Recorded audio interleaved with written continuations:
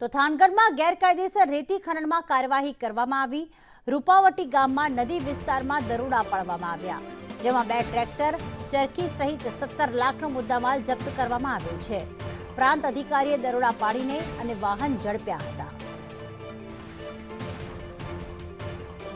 તો સુરેન્દ્રનગરના થાનગઢમાં સતત આ રીતે દરોડા પાડવામાં આવી રહ્યા છે અને ગેરકાયદેસર રીતે જે રેતી માફિયાઓ છે, ખનીજ માફિયાઓ છે, તેમના દરોડા પાડીને તેમના વાહનો જપ્ત કરવામાં આવી રહ્યા છે। થાનગઢના રૂપાવટી ગામમાં નદી વિસ્તાર જ્યાં આવેલું છે ત્યાં પ્રાંત અધિકારીએ આકસ્મિક રેડ કરી અને ખનન કરતા વાહનો ઝડપી પાડ્યા છે, જેમાં 2 ટ્રેક્ટર, ચરખી સહિત 17 લાખનો મુદ્દામાલ ઝડપી પાડવામાં આવ્યો છે। આ ખનીજ માફિયાઓ છેલ્લા ઘણા સમયથી સતત ગેરકાયદેસર રીતે રેતીનું ખનન કરતા હતા।